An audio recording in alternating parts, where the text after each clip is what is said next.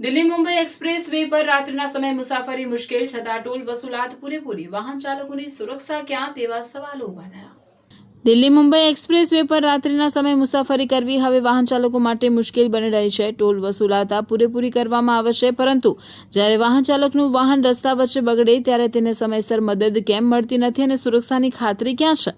આ સવાલ હવે હાઈવે પર મુસાફરી કરતા હજારો લોકો માટે ચિંતાનો વિષય છે।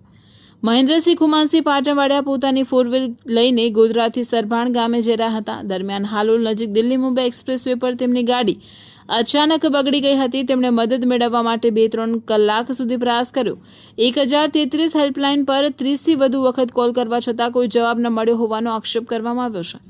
આખરે મદદની આશા છોડીને તેમને લગભગ 150 કિલોમીટર દૂર રહેલા પોતાના ભાઈને બોલાવવાની ફરજ પડી હતી। સૌથી ગંભીર બાબત એ છે કે લગભગ 3 કલાક બાદ હાઈવે પેટ્રોલિંગની ગાડી સ્થળ પર પહોંચી હોવા છતાં યોગ્ય મદદ કરવાને બદલે જવાબદારીપૂર્વક સહાય કરવામાં આવી ન હોવાનો આક્ષેપ છે। પેટ્રોલિંગ કર્મચારીઓના વર્તન અને જવાબોના વિડીયો પણ વાહન ચાલકે પોતાના મોબાઈલમાં રેકોર્ડ કર્યા હોવાનું જાણવા મળે છે। જો એક્સપ્રેસ વે પર વાહન બગડ્યા બાદ 1033 જેવી હેલ્પલાઇન પર 30થી વધુ કોલ કર્યા પછી પણ મદદ ન મળે તો પછી આ હેલ્પલાઇનનો હેતુ શું? શું આ નંબર માત્ર બોર્ડ અને જાહેરાતોમાં બતાવવા માટે છે કે ખરેખર મુશ્કેલીમાં મુકાયેલા વાહન ચાલકોને તાત્કાલિક મદદ પહોંચાડવા માટે? લાખો રૂપિયાની ટોલ આવક વસૂલતા હાઈવે પર મૂળભૂત ઇમરજન્સી સેવા અને સુરક્ષા વ્યવસ્થા સમયસર ઉપલબ્ધ કરાવવી એ સંબંધિત એજન્સીઓની જવાબદારી છે। ખાસ કરીને રાત્રિના સમયે જ્યારે જોખમ વધુ હોય ત્યારે વાહન ચાલકોને સુરક્ષા ન મળવી ગંભીર પ્રશ્ન ઊભો કરે છે।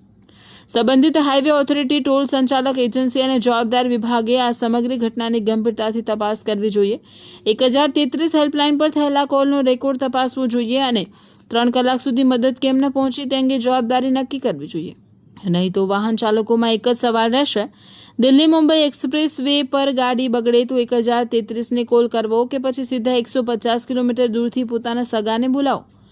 ટોલ વસૂલવામાં તત્પર તંત્ર હવે સેવા અને સુરક્ષા આપવામાં પણ એટલું જવાબદાર અને સક્રિય બનશે કે નહીં? આનો જવાબ સંબંધિત તંત્રએ વાહન ચાલકોને આપવો જ પડશે। आप जो फोन लगा रहे हो, ठीक है ना, वो डायरेक्ट हमारे पास नहीं आता है। हाँ, वो आपकी अथॉरिटी के पास NHAI के पास जाता है, बराबर। NHAI क्या करती है, वो हमारे हेड ऑफिस फोन करती है। तो हम लोग एक भी कंपनी कॉल वाले हैं। उन लोगों का एक भी कॉल लगा नहीं लगा, वो वेटिंग बात पे से ही हम बोल रहे सहमत हैं आपकी। हेलो, बिजी होंगे तो कितना बिजी? हमको यही काम एक है। घंटा सुनो, बिजी हो सकता। उनका यही काम है, हमारी ड्यूटी है, हम अपने रोड को आप चेक करके अपनी आदमी ड्यूटी को कर हेल्प रहे हो, लेते हैं। आप अपनी उनके ड्यूटी फोन कर रहे आने हो। के पहले वो NHAI तो का आपकी हाँ, आपकी ड्यूटी आप कर रहे हो, बराबर। हम NHAI का फोन आने के पहले हम वहाँ पर स्पॉट पर पहुँच जाते हैं कि गाड़ी कोई प्रॉब्लम में है। प्रॉब्लम में है, बराबर। हाँ, उन लेकिन लोगों कोई- का कोई मैंने driver उनको ऐसे धमकी नहीं इमरजेंसी देता का भी है। कॉल लगाया। आपने उनको एक्सीडेंट का मैसेज, वो एक्सीडेंट के लिए लगाते हैं ना, वो भी कॉल लगाया, वो भी रिसीव नहीं कर रहे हैं। करेंगे, वो कहीं बिजी होंगे।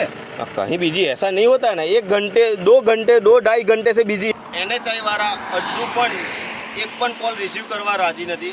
હાઈવે પેટ્રોલિંગ વાળા આવ્યા અને એ લોકોએ મને પૂછ્યું કે શું થયું છે ગાડીને। ત્યાર પછી એ લોકોએ 2 બેરિકેડ મૂક્યા મારી ગાડીની પાછળ, કેમ કે મારી ગાડી આ વ્હાઇટ લાઇન છે એની અંદર છે। ત્યાર પછી એ લોકોએ 2 બેરિકેડ મૂક્યા।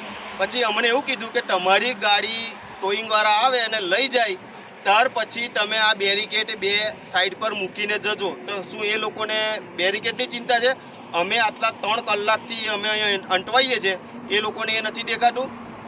અમે 3 કલાકથી અટવાઈએ છીએ, અમારી પાસે પાણી નહોતું, કશું નહોતું, તો પણ આ લોકો કોઈ કોલ રિસીવ કરવા રાજી નથી અને કશું છે નહીં। મેં મારા ભાઈને 150 કિલોમીટર દૂરથી ઘરે બોલાવ્યો અહીંયા મારે મદદ માટે, એ એની પહેલાં આવી ગયો।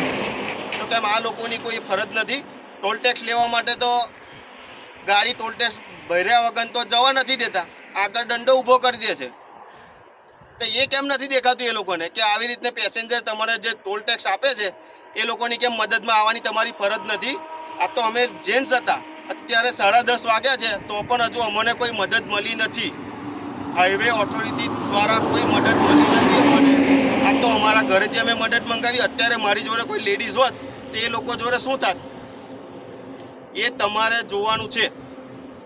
એટલે બીજી વાર આ રોડ પર આવવા માટે વિચારીને આવું, ટોલ ટેક્સ ભરતા પહેલાં વિચારી લેવું કે આ લોકો અમને આપણે જે ટોલ ટેક્સ ભરીએ છીએ એના પ્રમાણે અમને સુવિધા આપે છે કે નથી આપતા, એ આપણે જોવાનું છે।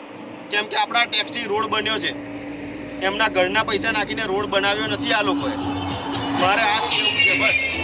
હું અહીંયા આગળ મારી ગાડી લઈને નીકળ્યો છું, એના પ્રમાણે હું પૈસા આપું છું.